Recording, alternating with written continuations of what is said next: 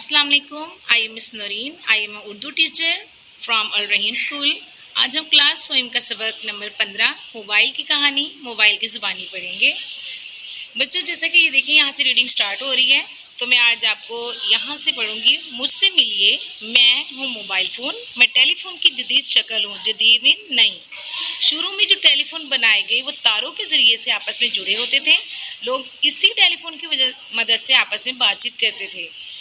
जैसा कि बच्चों आप जानते हैं, पहले जो दौर था, पहले टेलीफोन होता था जो दीवारों में लगा होता था। अक्सर आपके घर वालों ने आपको बताया होगा, जो दीवारों में लगा था उसके साथ वायर लगे होते थे।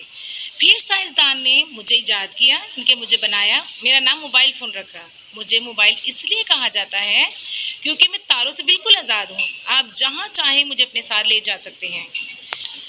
अक्सर बच्चों आपने देखा है, मोबाइल जो है आपके घरों में सबके घर अवेलेबल है, तो वो इतनी सी चीज़ है कि वो थोड़ी सी पॉकेट्स में आ सकती हैं, उसे जहाँ चाहें लेके जा सकते हैं। किसी भी कंट्री या किसी भी सिटी में आप घर बैठे बात कर सकते हैं। मुझे सबसे पहले 1973 में बनाया गया। मैं लोगों की आपस में बात करने के अलावा भी बहुत से काम करता हूँ। आप मेरे ज़रिए से अपने लिखे हुए पैगाम दूसरों को भेज सकते हैं, हिसाब किताब कर सकते हैं, मेरी मदद से तस्वीरें खींच सकते हैं।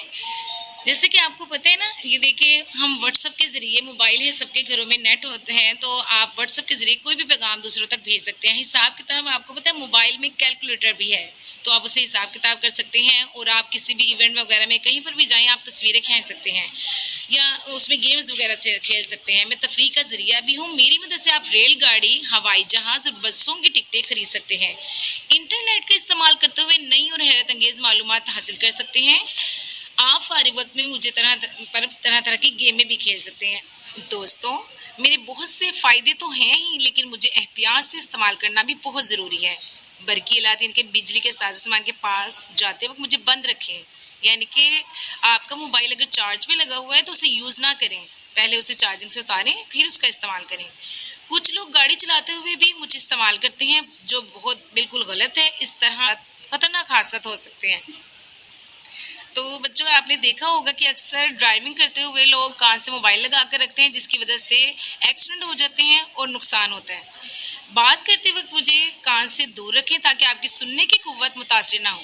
आपने मोबाइल को बिल्कुल साथ नहीं जोड़ना, कान से थोड़ा सा फासला रखना है। डॉक्टर कहते हैं कि मुझे अपने दिल के पास बाएं तरफ रखने के बजाय दाएं तरफ रखें। अब देखिए, आपको पता है बाईं तरफ दिल होता है, तो बच्चों आप उसमें जब मोबाइल रखते हैं तो जब वाइब्रेट होती है ना, तो अचानक से इंसान शॉक्ड हो जाता है। शॉक की वजह से कुछ भी हो सकता है।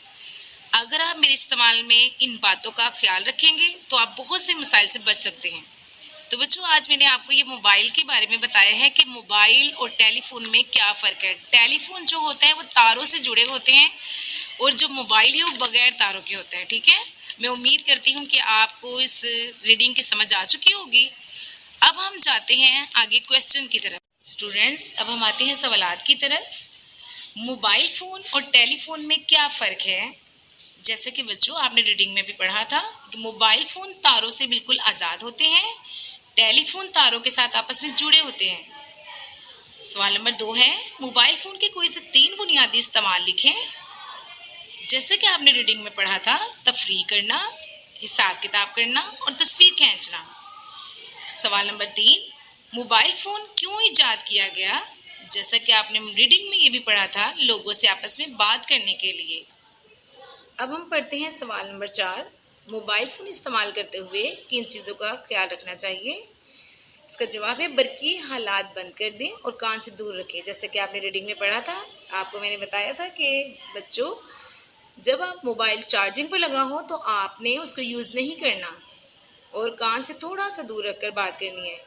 तो बच्चों, जैसा कि हमने रीडिंग में जो कुछ भी पढ़ा है कि मोबाइल फ़ोन और टेलीफोन में क्या फ़र्क है और इसको कैसे इस्तेमाल करना है, कैसे इस्तेमाल नहीं करना है, तो मैं उम्मीद करती हूँ कि आपको मेरी रीडिंग की समझ आ गई होगी और सवालात की भी समझ आ गई होगी। अगर किसी बच्चे को कोई सवालात की रीडिंग की समझ ना आए तो कमेंट में आप सवाल करके पूछ सकते हैं। ओके, अल्लाह हाफिज़।